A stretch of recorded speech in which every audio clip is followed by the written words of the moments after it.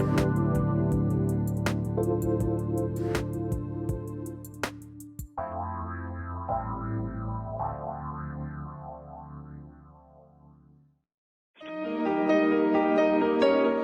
to the Dr. Pat Show. Talk radio to thrive by. Powerful, inspiring, and coming to you live, bringing you stories of people like you and me, busting through and living life full out. Get ready to dare to wonder what your life would be like if you knew you could not fail. OMG, Benny. I have been waiting for this conversation with Sarah K. Ramsey. I've been waiting for this. And why? Why? And Sarah's going to share a little bit about why. But Benny, are you ready? Becoming toxic person proof. Oh, yeah. That's what I'm talking about right there.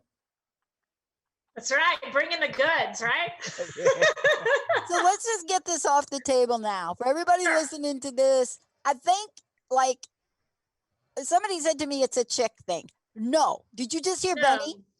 Did you just hear that? Benny right now? I did not say that, so don't bring me in there. Hey, everybody, welcome. I want to introduce you to my friend, my colleague, a most amazing person, Sarah K. Ramsey. Sarah, and this, let me tell you about Sarah. We're going to have so much fun today. I hope I'll be able to sit here without running to the bathroom with so much laughter. This is tough subject, lighthearted. This is one of these things. It's a serious matter. It is, yeah.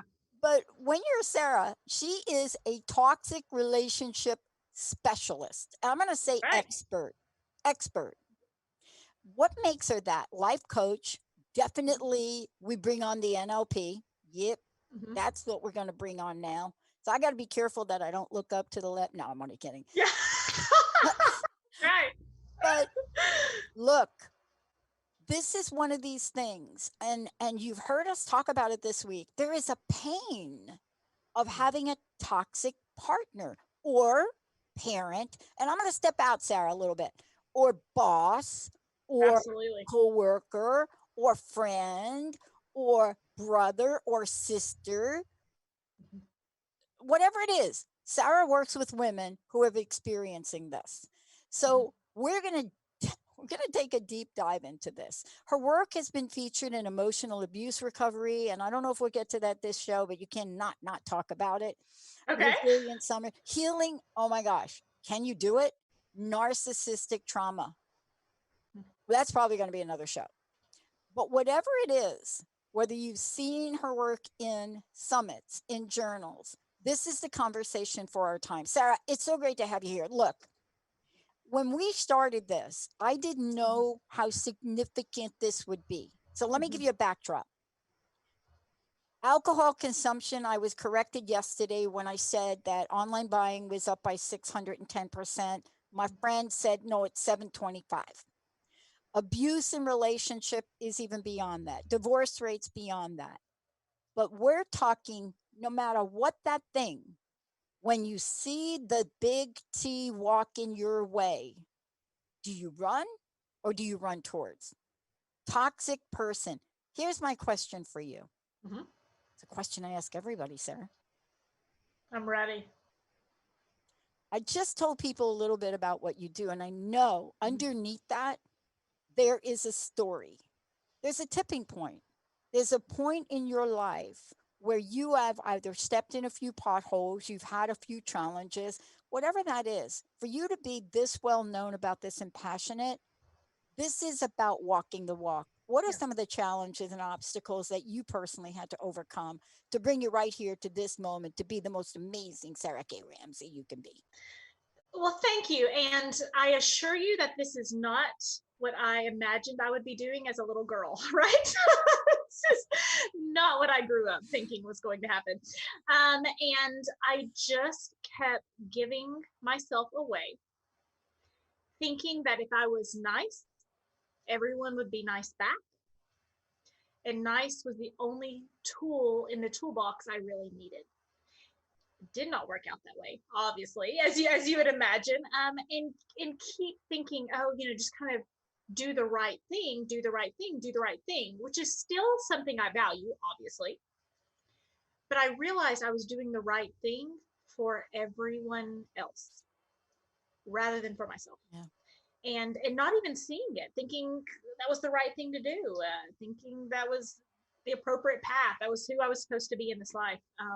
And eventually I got to this place and space that I blacked out while I was driving. You know, lots of toxic situations in my life. And I had 3 other mothers in the car with me. And a girls' trip. It was in the afternoon, no drinking, no drugs, no, just stone cold sober, blacked out while I was driving. And knew I had to make some really shocking changes in my life and started this journey. And there's a reason I'm asking you about it, because Sure. underneath the purpose and passion, and I just want to say to everybody, I just want you to follow us for a minute. Go over to Sarah's site, Sarah K Ramsey, and it's Sarah. Some people may shorten that.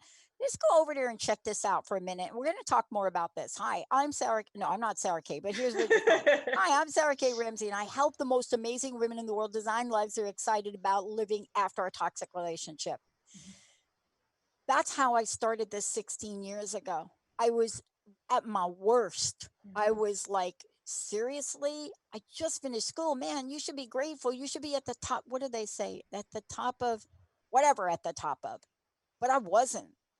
And I was experiencing something so toxic and I didn't want to face it. And it really wasn't until 6 years later that it hit me. Why? Why do we do that? Now, I rarely ask the why question. I don't like the you why can question. ask me. You can ask me. I would love to answer that question. I got to know the why because you know the why. Yeah. And you said something really important that you didn't want to face. And Sandra L. Brown is an author and someone I've interviewed recently. And she said, it's like our antennas are up for everyone else, but we lower our antennas, our spidey sense, our red flag detectors. We lower those for ourselves because the more we want something to work out, the less likely we are to kind of see the truth. So we fall in love with potential. We don't want to think, well, my mother may have a mental illness or something along those lines. So we just tell ourselves it isn't true. And then 6 years later, 10 years later, 15 years later, 20 years later, we finally wake up and it's devastating. Absolutely devastating. I got to tell you, I'm really grateful for the wake up because, there are some people that don't wake up. I watched my sister struggle. I watched my sister die on a hospital floor at about 400 pounds. I watched the toxicity come from my dad and the hate and the abandonment. And I watched that. And, she's 12 years older. She was 12 years older than me. And I watched it. I didn't know what it was. I just knew it wasn't right and it didn't feel right. I didn't know what to do about it at the time. You have those moments where you say, if I could go back in time, what might I have done differently? But guess what? I now know so much more than what I knew then.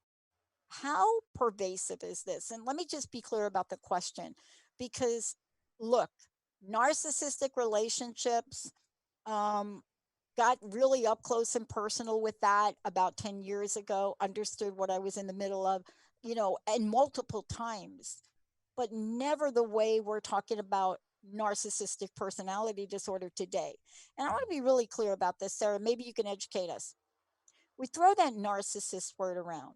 That's not narcissistic personality disorder. That means you're just self-absorbed, right? Like you can't put your head up when I'm talking to you. Got that?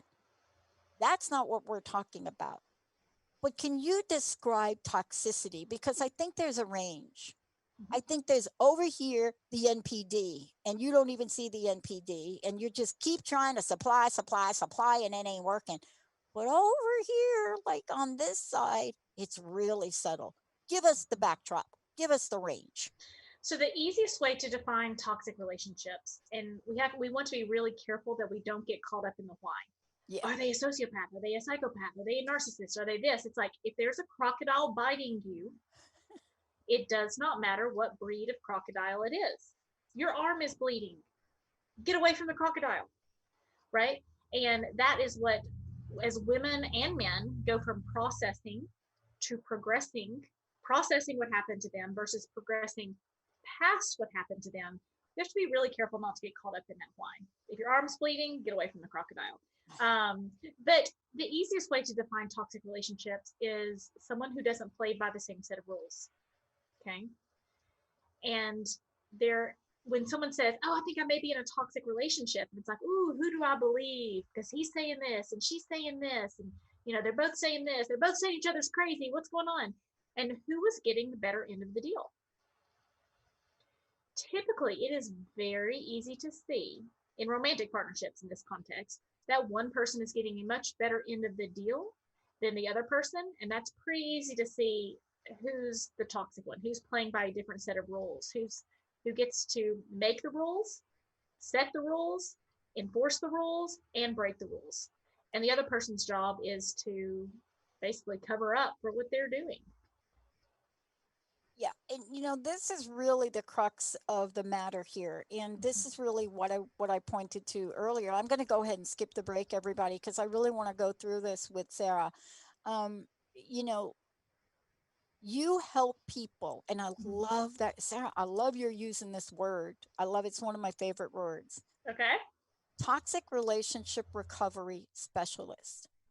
Let's talk to the other word in that. Okay. Recovery. Yes. Because if we are not talking about that, and what we're talking about is he done me wrong, my dog died, like my mama used to say, that is, your life is a country song, girl.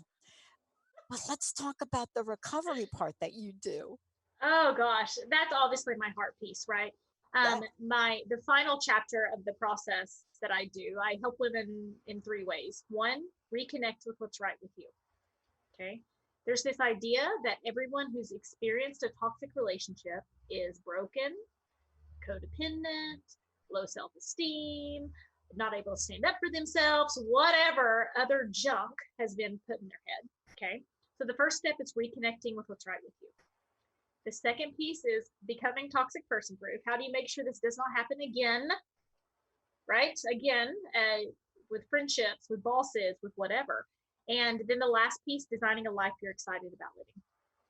Okay. And when you start to get your strengths, just like I was talking about, being a good, kind, loving, giving, forgiving person, these are strengths. We want our daughters, we want the next generation of men and women to be those things. How can we get them to work in our favor rather than being taken advantage of by toxic people? And that's really where that recovery is, having that life you're excited about living and feeling able to be free. Not, I hate to see women or men hide in their house because they think that's their only option from not being surrounded by crocodiles that are biting them, right? That's heartbreaking. It's absolutely heartbreaking. There are other options. I want you to live, not survive. You talk about something really interesting to me, and I want to get at it too. But before I do, Sarah, there's a couple things that you have going on that I want to make sure people know about. Sure. So first of all, you offer webinars, teachings, trainings, coaching, and then you do something called confidence after a toxic relationship. I cannot tell you how important that is, because it is one of these areas that most people do not address. They address over here, you're going through it. It's like 12-step programs, and it's like myself and Ellen Stewart. We take a look at, well, now that you've done that, how do you become confident? You take a look at confidence here. It is one of the most important things, and personally, the hardest thing. Tell us about what you're doing with that, because you do this, and I think you have an event today. Can you tell us about this in particular?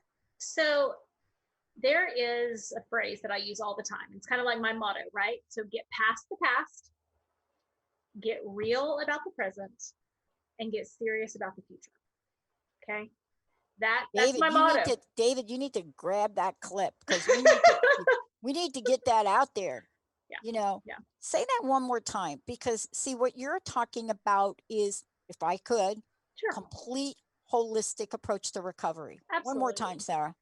Get past the past, get real about the present, and get serious about the future. Girl. Okay. Yeah. So that's the good stuff, right? That's where you build that confidence and learning how to start to take action and build small wins for yourself that can eventually turn into bigger wins. You know, there's learned helplessness in a toxic relationship, right? They have all the power, you feel powerless. Okay. And so starting that process of, it's not just, there's value in, well, there's somebody I talked to today. She says, I've done yoga, I've done meditation, I've done this, I've done that. I said, you know what? I did yoga and meditation in the last 2 days, but they did not help me become toxic person proof because it did not solve my toxic people problems. We're Believe not me, solving I the get right it. problems. Sarah, I get it. I mean, I've been sharing a little bit here and there about my own personal journey. And one of our listeners, Benny, has said to me, Pat, you need to take an hour or two and just, instead of doing these drive-by comments, you know, about mom committed suicide when I was 6, was homeless at 17, arrested for something I didn't do at 19, you know, instead of doing that, tell the whole story. And the reason this is important is because we get these questions like, I can't believe it's you, Pat, that goes through that or went through that. And this is really the trick, right? Just because we show up like we're confident doesn't mean we're susceptible, does it? And I say that about myself all the time. Yeah, I say, well, do I seem like somebody who's not a good communicator? Do I seem like somebody who would put up with whatever somebody wanted to dish out? Do I seem like somebody who would give and give and give and never realize what was happening was that it was never my turn? Do I seem stupid to you? Do I seem broken? Do I seem this? You know, and Dr. Pat, you're absolutely the same way. And when we start the conversation that many people have experienced toxic relationships because of what is right with them, good, kind, loving, giving, forgiving, rather than what is wrong with them, such as broken, abandoned, whatever it is. And the statistics around that are about 63% of women have high traits of conscientiousness and agreeableness that toxic people look out for. That's only 37% that we're talking about codependency here. That's huge. That's huge. That's huge. Yeah, it's gigantic. And you know, it really leads me to something else you talk about. So let's talk about this too. Sure. There's a phrase that you use, and I was so excited to see it in the show today because I want to hear your take on it. Okay. What it represents to me is how you approach this with people. But you talk about smart girl syndrome. And I thought, oh, don't guess what that is. Ask Sarah what that is. And how does it impact us? So I did coin that phrase. I did. That's a Sarah K Ramsey original.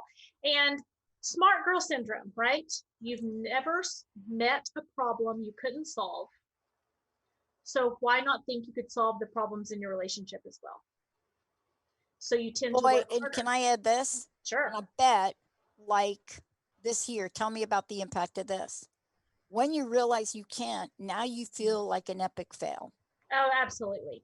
And that people assume that it's like, again, brokenness that keeps you in these situations. Sometimes it's a sense of failure, you know, admitting defeat, that and giving up on another human when you believe in humanity. That's really tough.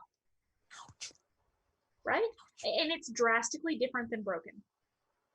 It's drastically different. And that's why strength-based healing, I do feel like, is so important in this component. So that it is, you know, you're smart, right? Look at all these other problems you've tried to solve and been able to solve, and all these other successes you've created for yourself.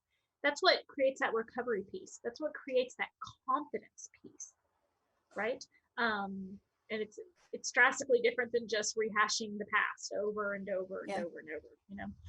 I would bet you $100 if I was a betting girl. But I don't bet anymore. I gave up that addiction. But if I was, I would bet you $100 that you would not be able to predict Sarah K. Ramsey in the world today when we are not even on the pulse of toxicity between people.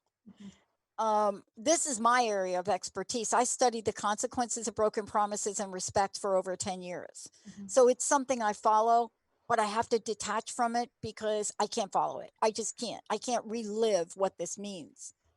How do we help women? Mhm. And I don't know what men do, but I only talk to women for the moment. But this is men and women. How do we help folks realize that they have been the frog that was put in the cold water? And over the past 6 to 8 months, that water is turned up, right? Mhm. And you now find yourself in some hot stuff. And you've never Yeah. really been there Yeah. before. Mhm. And you have no clue what to do. I can only imagine how busy you are right now. And we're Yeah. getting ready for the holidays, Sarah. I mean, Mhm. we're getting ready for like the new avenue of Thanksgiving. How do I do it? Halloween. Mhm. How do I do Mhm. it? Tell me Mhm. about Mhm. what your experience is of where we are today. So one of the biggest pieces of that is cognitive dissonance, right? Um, Favorite. It's my Here I favorite. am alone, and life can still be good. The toxic person is one way in public, another way in private. Like, there's so much cognitive dissonance that we have to create both and conversations rather than black and white either or conversations. And if there's a woman or man that you're wanting to help see the truth about their relationship, those both and conversations are incredibly helpful to you. Yes, I see that he is both on the board for charitable giving, and he is very angry when he's been drinking, right? Like, both of those things are true, because we want to defend. If we're good humans, we want to see the good, believe the best, hope in the future, right? And it's hard for us to see the holistic piece of the truth.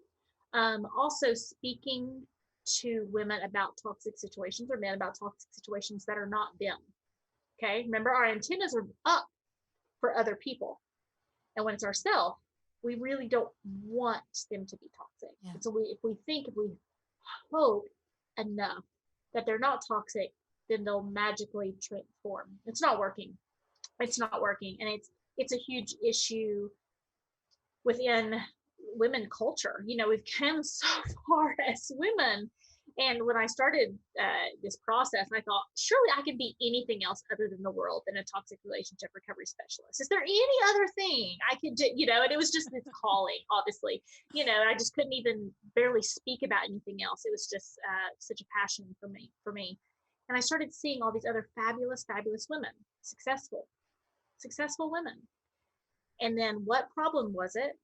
They were giving themselves away in relationships to people who didn't deserve it, over and over and over.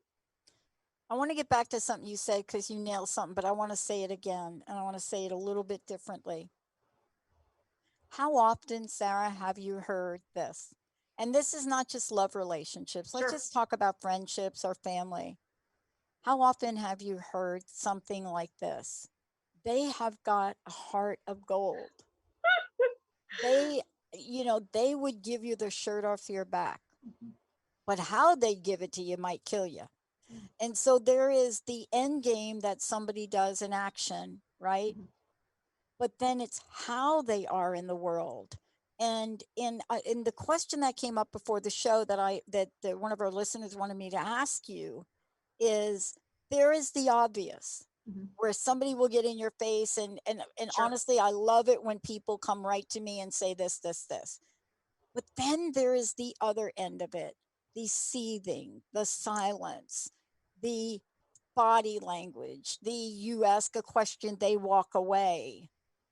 Where does that fit in the scheme of things? Because some people may say, yeah, this person, da da da da da, calling you, banging on the table, Mhm. ramming their car into your car. Mhm. But then there's this other thing over here. Mhm. Mhm. And I'm very careful to use the word toxic rather than abusive relationships, for what the reason you just said, Very nice. right? And you addressed it being on a spectrum earlier, okay? Yep. But Yep. what happens is, remember that playing by two sets of rules, and the rules always work to one person's advantage. So my guess is, in that situation, if they're doing the silent treatment and they're giving you things, if you did the silent treatment to them, all hell would break loose, right? So it creates dynamics where one person is doing all the work of the relationship, trying to make them okay, doing the work of the relationship financially, doing the work of the relationship with the kids, doing the work of the relationship emotionally, whatever it is, one person's working and one person's taking advantage of that work. One of the things I want to talk to you about when we come back is, what is it that we all could know and could do? And I want to skip to the idea that it doesn't matter what you're experiencing at the moment. You will be able to become, in Sarah's word, a wondrous woman. Yes. Wondrous woman. When we come back, we're going to talk more about that. And I want to just open this up for you, all of you out there, whether you're watching on Facebook.com, Transformation Talk Radio, or you want to call in. This is where you get to chat with Sarah, because you know that something is not right, something is off, but you don't know what to do. 1-800-930-2819 is our live call-in number. And David will be over on Facebook monitoring over there, 1-800-930-2819. Sarah, let's take a moment. Again, please mention how people can find out more about you, talk about your Facebook group, anything else that you want to share with folks. I'm very proud to say I run the best Facebook group in the entire world.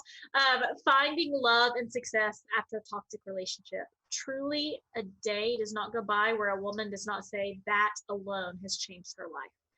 Finding love and success after a toxic relationship. Definitely a go-to. If you go to my website, Sarah with an H, KRamsey.com. You can also get on my email list. You'll hear a ton more about my story from there, as well as ways and tips and tricks for changing your story. And I want to say something. One of the most interesting things I've done here in getting to know Sarah a little bit, you got to read the blog, When Your Friend Chooses Your Ex. You got to read that blog. You just got to read that blog just for reading that blog, right? You just got to try reading that. But there's a bunch of other writings that are on here that will just open up your mind and your heart. We're going to take a short break, because when we come back, what about this thing you hear people say? Forgive yourself. How many times have you heard it? How many times when you hear the word, you roll your eyes? When we come back, you're going to hear the depth of why this is important from one of the most amazing coaches on the planet right now, Sarah K Ramsey. We'll be right back.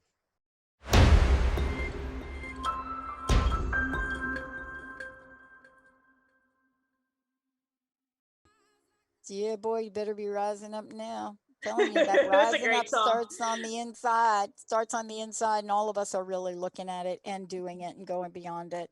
Becoming toxic person proof. Special guest joining me here today, Sarah K Ramsey. Sarah, again, I want to make sure people know that if they go to your website, which is sarahkramsey.com, there's going to be a lot of information there. And I encourage you folks, really, if there's anything that we're talking about that you resonate with, if you're thinking to yourself, my gosh, yeah, toxic, my mom, my dad, my brother, my boyfriend, my whatever it is, and you're in a space of, I don't know what to do, we have opened up the phone lines, 1-800-930-2819.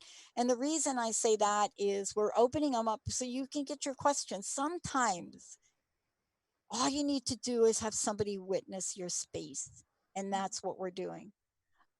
Sarah, thank you for today. I want to really talk about and really have you take the reins here about learning to forgive yourself. I think it's one of the most frequently talked about and most understood aspect to this journey. Can you talk about this from your perspective and where it fits into the recovery part of toxic relationships? It's everything in the recovery part of toxic relationships, and toxic people are good at spotting toxic people. We all only see from our perspective. And if you are good, kind, loving, giving, and forgiving, if you're an empath, if you would never manipulate someone on purpose, you're going to miss when someone's manipulating you. unless you learn new skills, right? Which we can talk about becoming toxic person proof. But the fact that you missed what was happening is probably a sign of your goodness, not a sign of your stupidity. Okay. And I really truly believe that. And I also want to think in terms of forgiveness. I want you to imagine a mom who takes her child to the doctor, the child's sick, you get medicine from the doctor, and you give the child the medicine that the doctor prescribed. And the child has an allergic reaction to the medicine and gets very sick. No one with any heart would look at that mom in the face and say, it was your fault your child is sick.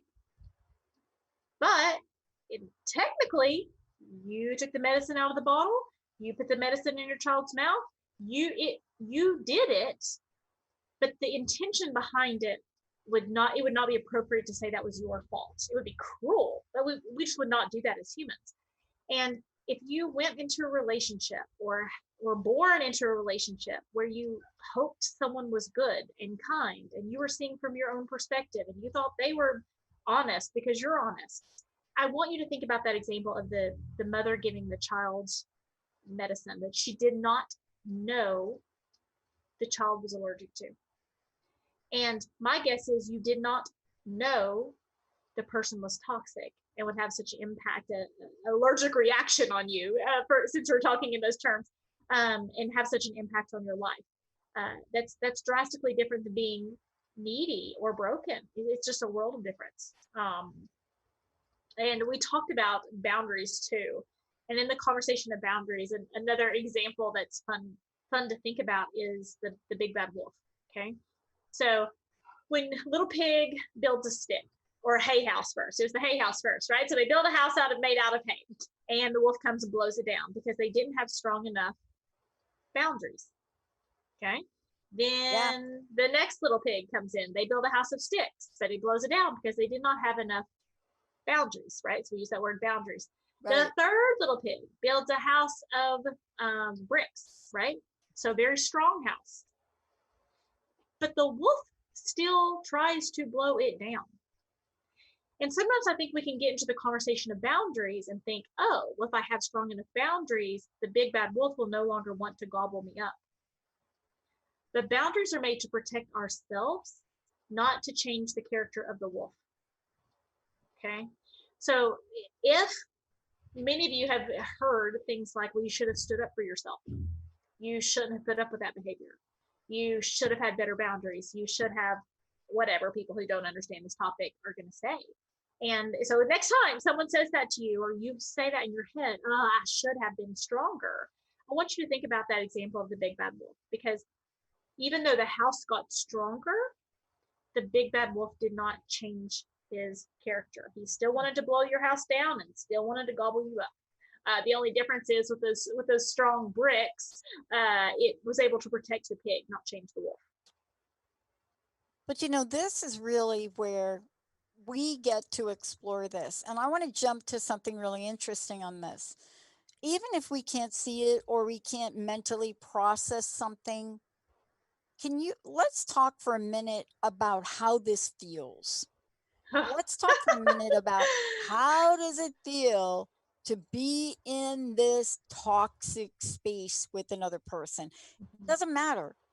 Boss, family member, ex, current partner, somebody you're dating, it doesn't matter.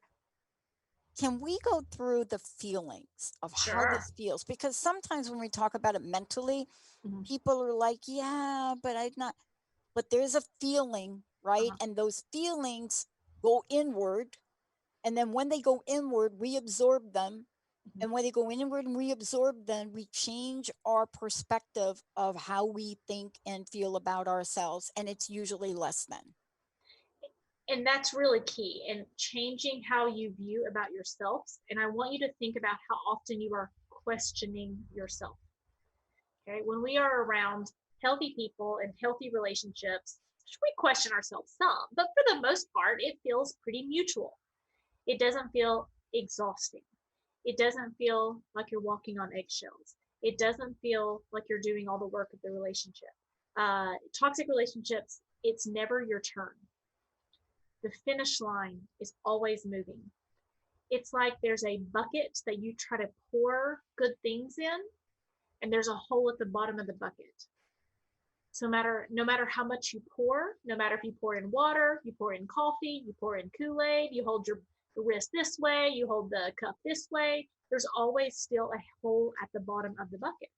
And it's exhausting, and it's confusing, and it will have you questioning yourself, because what happens is you think, I must be pouring in the bucket wrong.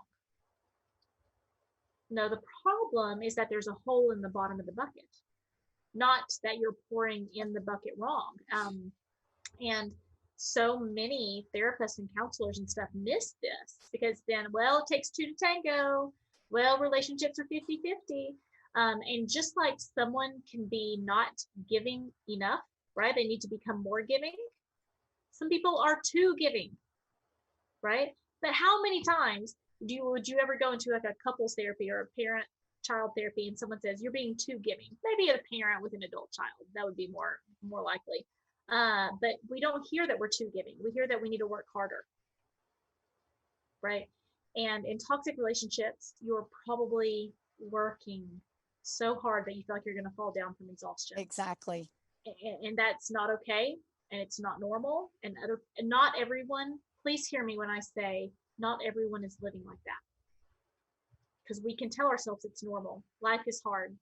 Relationships are hard work. I'm not perfect either. We can start to tell ourselves these things.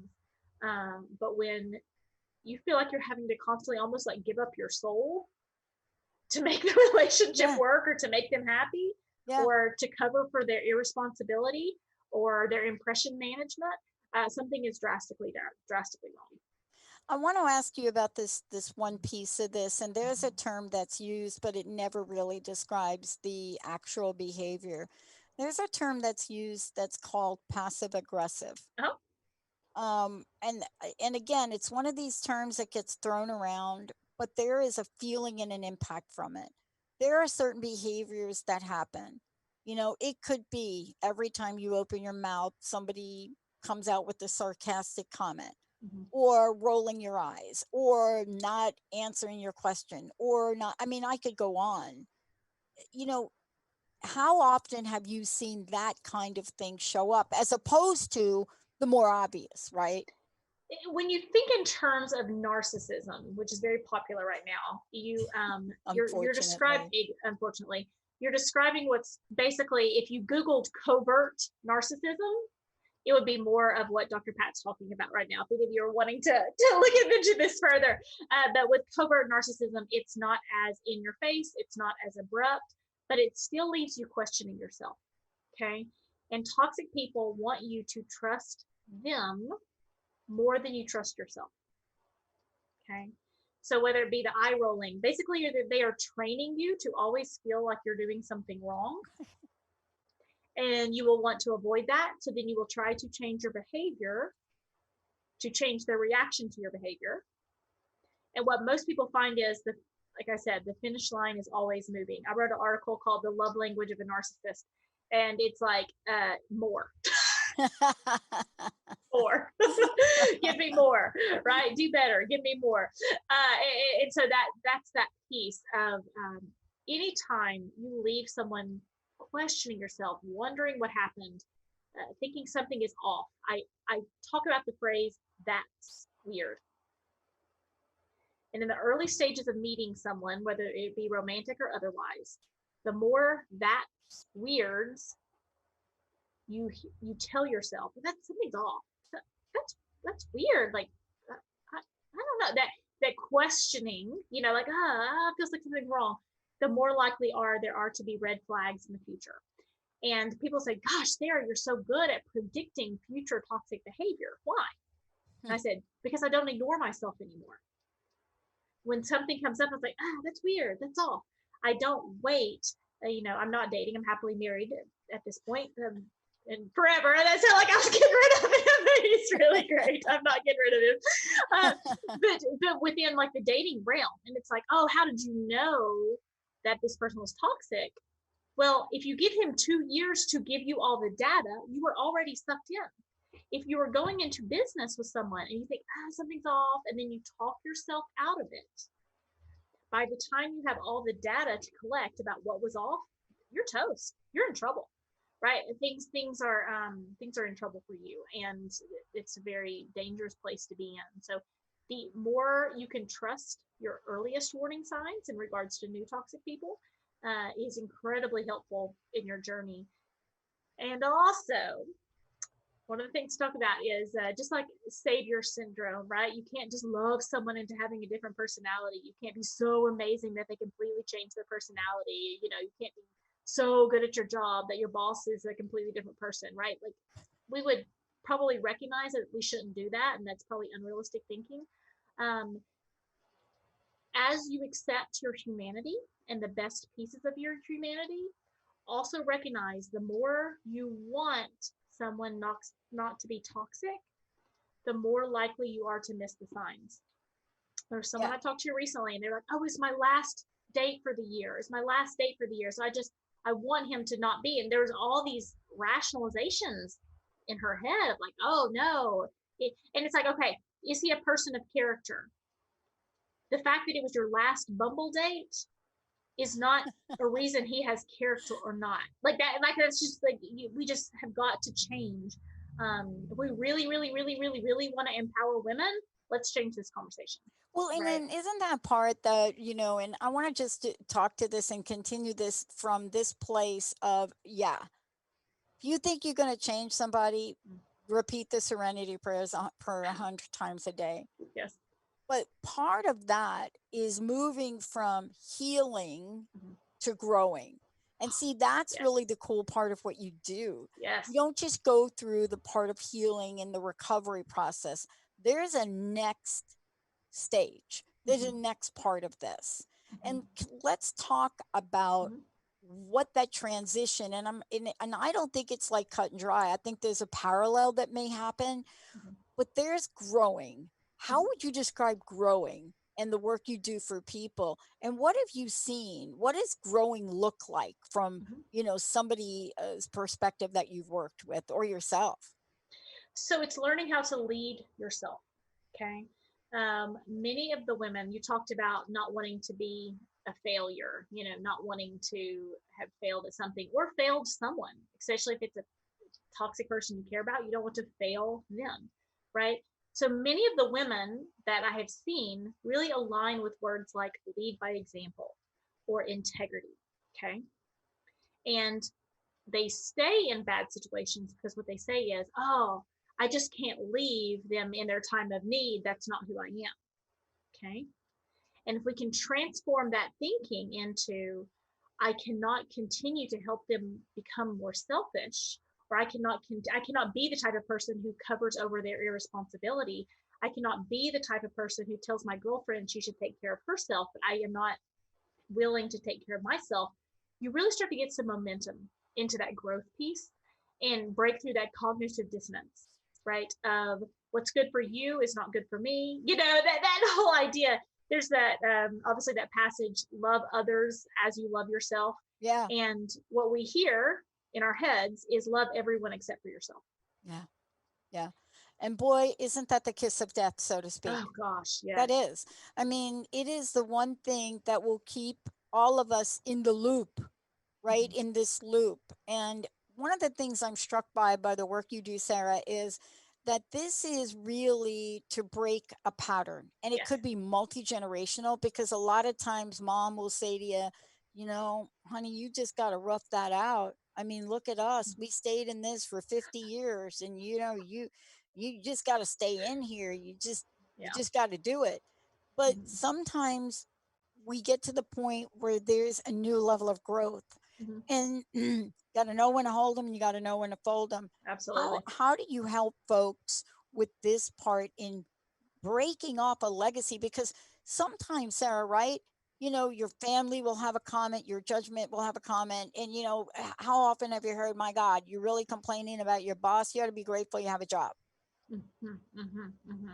So what's interesting is, and what I found, when people think about toxic relationships, they think that they are fighting against the relationship or fighting for the relationship, either one.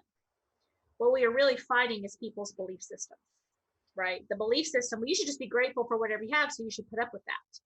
If that's the belief system, you can see why when you go to that person for help in a toxic relationship, why they are not capable of helping you or willing to help you. That's not about you. That's not because you're stupid or broken or anything else. That's because of their belief system. And people are very quick to defend their own belief systems. So if someone has been in a toxic relationship, they are more willing to push you to stay because then they can defend their decision to stay. And if they're toxic themselves, that's in the article about when your friend chooses your ex. Within that context, if someone has stayed in a toxic relationship, they're going to push you to stay in a toxic relationship. If someone is toxic, they're going to push you to stay in a toxic relationship. Or the third option is they may just be kind and not manipulative themselves, and so they miss manipulative behavior. And yet we have to restructure the belief systems, such as, oh, everybody will change as long as you give them enough time. And when you bring those beliefs to the light, and I say, okay, it's Pat, do you believe people can change? You're going to say, yes, of course. And if I say, do you believe everyone changes with given enough time? Every single person. Probably you're going to say, no way, that would be crazy, right? But then, you know, when people try to get help, or they go to their families, or they go to religious leaders, or they go to whatever, those people are operating from the belief system that everyone will change if given enough time. Yeah. And you know, the other part of it that we're not talking about, but I'm sure we will, is that you get to be the guinea pig while they're doing it. And how does that feel? Oh gosh. I mean, come on. Awful. It's like, yeah, they're going to change. And then you get to be the guinea pig. My friend says, you know, I was the punching bag for 10 years when I waited for them to change. Mm-hmm. And I think that's why this is one of the most difficult things for people to do alone. And, you know, this is what I say to folks when I speak with them or I do a show like this. As good as you may be about managing your life and your career, and maybe you're somebody that's at top of your game, or maybe you're not.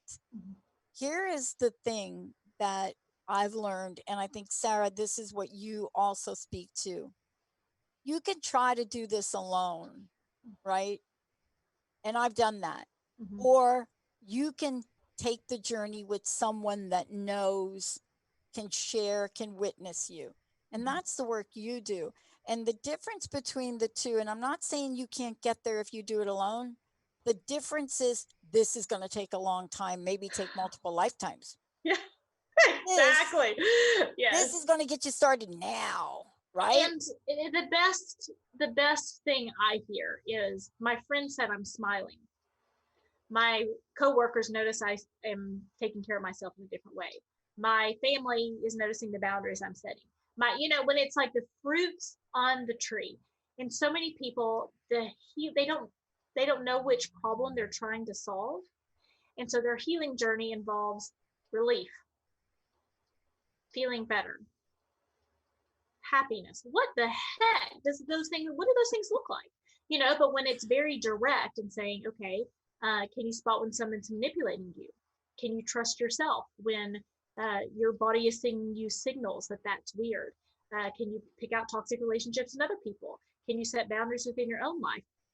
That's fruits on the tree. That's a world of difference. That creates change. Of course, there's big wins, like people getting engaged in happy relationships, starting new careers, being able to ask for what they're worth financially. And of course, those things are great. But that confidence piece you were talking about is learning to appreciate the small wins. Yeah. And I hope when we talk again, one of the things that is so important to really talk about is the bandwidth of something like this. Let me just say this. Oh gosh. So you said something really key. So here we are, and we're in this single relationship. Let's say we're in this with a person, and it could be any of the people or the types we talked about. So one of the things we think, which I think is the greatest myth we tell ourselves, is that it's just me and them. We're working it out. What we don't get is that the impact of that toxic relationship will not allow us to ask for a raise from our boss. Absolutely. We'll not say to our boss, I've got to be home while my child is teaching. We won't be able to do that. Mhm. Or it will even go as far as being in front of a doctor in a critical Absolutely. diagnosis and be afraid to ask important questions. And Mhm. that is the unspoken deadly silence of Mhm. toxic relationships. What do you think about that? Oh my gosh, I agree with you 100%. We need to And talk about that next time. we will. Yeah, nervous systems, the breast cancer from, broken heart. There's a fabulous book called The Body Keeps the Score, where he talks about the impact on your body from these things, from abuse, particularly in childhood, and the long-term impact it can have if you don't do the work of recovery. Right? And Gotta just do stuff it it. down, stuff it down, Yeah. stuff it down, stuff it down. You can stuff it down. My dad, he says you can choose your choices, you can't choose your consequences. Right? And there are absolute consequences to ignoring toxic behavior. Sarah, I want to thank you so much for this. And I want two things. Let's folks know about how they can connect with you, work with you, follow you, whatever that is. And then I'd love to know your personal message, what you'd like to leave us with today. Okay. Definitely join Finding Love and Success After a Toxic Relationship on Facebook. That is the community, tons of support from other women along their journey. And then join my email list, sarahkramsey.com. And then you're going to be like, whoa, there's, the podcast, Toxic Person Proof. You're going to get tons of info if you just join those two things, as well as lots of lives with me. I do lives every couple of days or so, tips and tricks to help you, in your journey to clarity. And my personal message would be, find people in your life who are willing to play by the same set of rules. Okay? Take turns. It's what we learn in kindergarten. Take turns. I'm with Don't, it. keep your hands to yourself and and find someone who plays by the same set of rules, because they do know what they're doing when they are always getting the better end of the deal. They do know what they're doing. Thank you, Sarah, for today. And I just want to end with this, and this is a reminder to all of us. Having a loving relationship, being honored for who you are, being confident and a wondrous woman, as Sarah would say, Yes. it is your birthright. Yes. It is not an alternative. It's not second place. Those things are your birthright. Mhm. I hope you'll take action today so that we can honor you. Get a hold of Sarah. Sarah, thank you so much. Thank you. Thanks for having me. Oh, I can't wait to the next show. Yeah, I'm hoping you'll come. We're going to talk about the tentacles of toxicity. Tentacles. Ooh, yeah. You're to write about that. Sarah K. Ramsey, I'm Dr. Pat. Stay tuned. We got another show coming up here in a second.